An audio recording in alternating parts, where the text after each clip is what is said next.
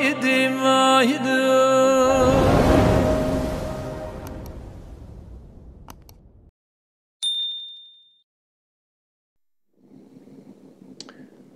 chers amis, bonjour à tous et à toutes. Nous sommes aujourd'hui Yom Revi'i, Vav Tammuz He Tafil Pehe, le 6 Tammuz 5785. Nous sommes la semaine à Parashat Chukat, et ce Shabbat, nous nous Pirkei Avot, Perek chapitre 5. Temps de vacances, certes, mais temps de réflexion. J'aimerais que nous puissions aborder ensemble une thématique extrêmement intéressante. Tohu face à Tikkun. Traduction, le monde de la réparation face au monde du chaos. Ve'haaretz hayta tohu vavohu. La terre était tohu vavohu. Que veut dire tohu vavohu? C'est un terme que nous n'utilisons pas particulièrement, qui indique l'étonnement, le questionnement, l'étourdissement tel que Rashi dit. D'ailleurs, on a ici différents exemples dans la Torah. Quelle est cette idée de Olam HaTohu, ce monde du néant, ce monde du chaos, ce monde du désordre? Dans quel monde vivons-nous? Nous avons ici un paradoxe entre Yaakov et Esav, deux frères. Esav, Olam HaTohu, le monde du chaos. Yaakov, Ishtam, Yoshev Olem, un monde, un homme de l'étude, un homme de l'équilibre, un homme de la simplicité. Il est celui qui incarne le monde de la réparation. J'aimerais essayer en quelques enseignements de rentrer plus profond dans ce chapitre-là. Il est expliqué en Chassidut, sur les bases de la Kabbalah évidemment, que dans Olam HaTohu, dans le monde du chaos, Kelim Moatim Ve'orot Merubim. Traduction, les réceptacles sont peu nombreux, alors que les lumières sont importantes. Les lumières sont plus nombreuses que le réceptacle. Qu'est-ce que ça veut dire? Par contre, dans la matique, on a la réparation, Kelim Merubim Ve'orot Moatim. Traduction, les réceptacles sont plus nombreux, alors que les lumières, Moatim, sont moins importantes. Qu'est-ce que ça veut dire tout ça? Ça, on comprend la chose suivante, que lorsque nous faisons une mitzvah, mettre tfilin, mezuzah, tzitzit, etc., il faut qu'il y ait or vekli.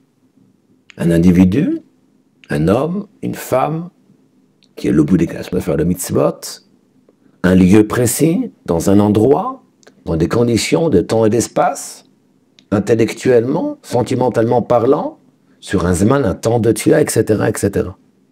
Il faut ce qu'on appelle une hatama, une corrélation entre or vekli, entre le réceptacle, la personne qui va accomplir cette mitzvah, à l'endroit un tel, à tel endroit, à tel moment, etc., et la lumière qui va donc s'imprégner pour faire cette mitzvah. C'est ce qu'on va appeler, je dirais, itkalelut. Itkalelut veut dire la globalité, un ensemble. Il y a une compréhension mutuelle. Une compréhension entre Chochma et Bina, entre la sagesse et la compréhension. Parce que pour faire une mitzvah, ça part d'abord d'un raisonnement, d'une réflexion. Je vais réfléchir à quelque chose, je vais ensuite mettre en application la chose. Je vais comprendre la chose. Un acte qui va être répétitif, il y a un travail d'émouna, il y a un travail sur soi, etc. Donc à ce titre-là, nous sommes en train de dire que lorsque nous vivons dans Olam HaTikun, le monde de la réparation, c'est un monde qui nous permet ici de cadrer les choses. Parce que le réceptacle est plus grand que la lumière. Donc il y a un travail de recherche dans ce monde matériel où nous constatons que le réceptacle est plus grand que la lumière. Il est évident que, bien sûr, dit le Zohar, l'etata pas nominé, il n'y a rien d'autre qu'Hachem. Il est évident que lorsque nous réfléchissons bien, Hachem il est partout. Mais Hachem se dévoile. Ve'asolimide a fait pour moi un sanctuaire, je résiderai en eux. Hachem va se dévoiler à travers l'endroit, on lui donne la possibilité d'entrer. Donc quelque part, le réceptacle, va percevoir une lumière. Et donc laisser la place à une entente entre Gvura et Chesed, entre la sévérité et la bonté, entre Netzach et Od, entre la ténacité et le charisme, entre l'application des choses Madrout et la jonction avec autrui. Il s'agit là ici d'une parfaite harmonie, je dirais. On dira bien que la Torah est l'expression de Tikkun Haolam, la réparation du monde. Pourquoi? La Torah, c'est différent, c'est la magnificence, c'est la miséricorde, c'est l'harmonie, c'est l'équilibre entre Chesed et Gvura, entre bonté et sévérité. C'est Yaakov Avinu. Avraham, c'est Chesed, bonté. Yitzhak, c'est Gvura, c'est sévérité. Yaakov, c'est Tiferet, c'est la magnificence, c'est l'équilibre. Qui va donc donner Mitatov Shlema, parce que ses enfants sont tous tzadikim, qui va donc donner à ce qu'il est Bechir chez Bavot et l'aîné des patriarches, et qui va donc donner effectivement à ce qu'une Torah sera alors, émanera alors des enfants de Yaakov Avinu, les Bnei Yaakov, les Bnei Israël. Titen, Emet, Yaakov, à qui on donne le Emet, la vérité, Emet Hashem, la vérité de Dieu, Moshe, Emet Torah, Emet, la vérité de Moshe, la vérité de sa Torah, ça part à part de Yaakov Avinu. Donc ça, c'est donc l'adéquation qu'il existe.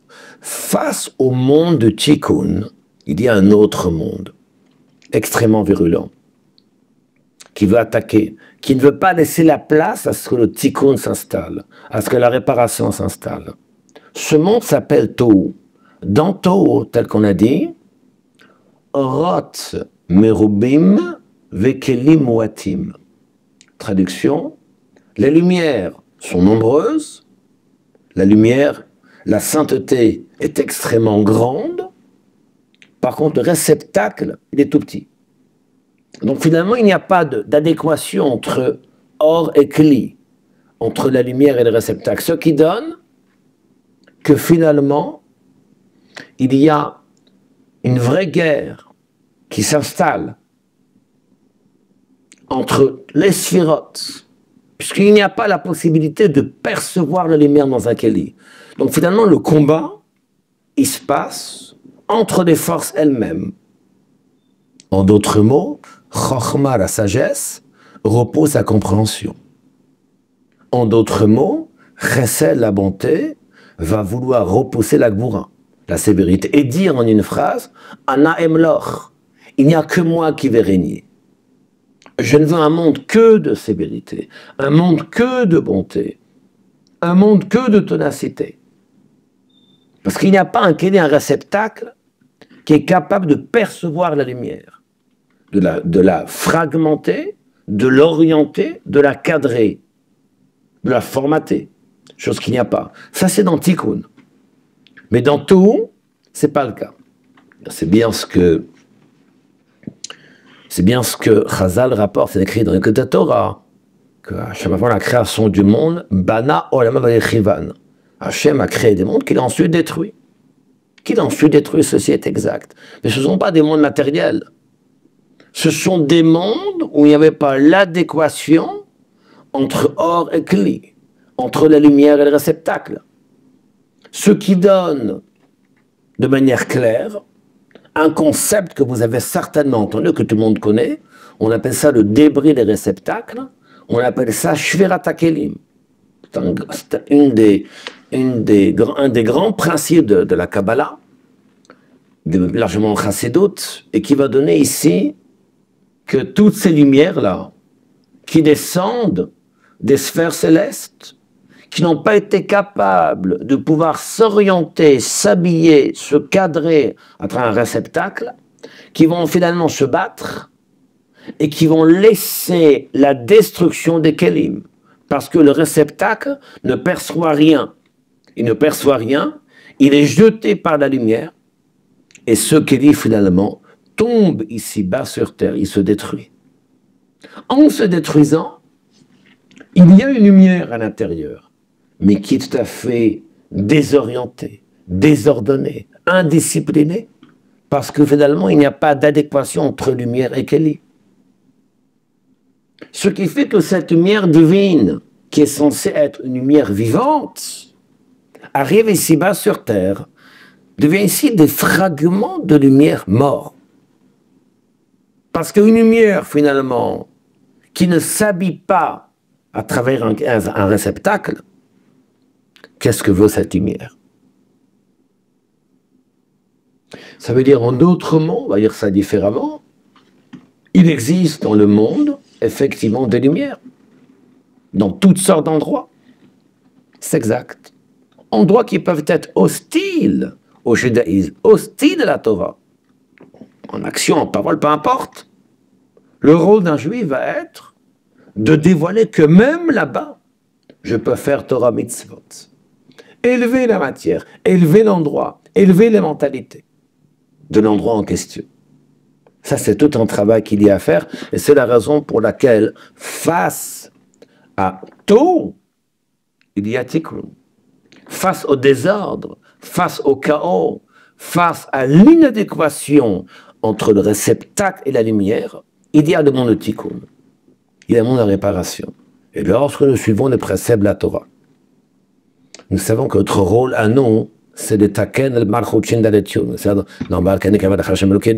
Le rôle à nous est de réparer ce monde à travers la rvayoté d'Hachem, de démontrer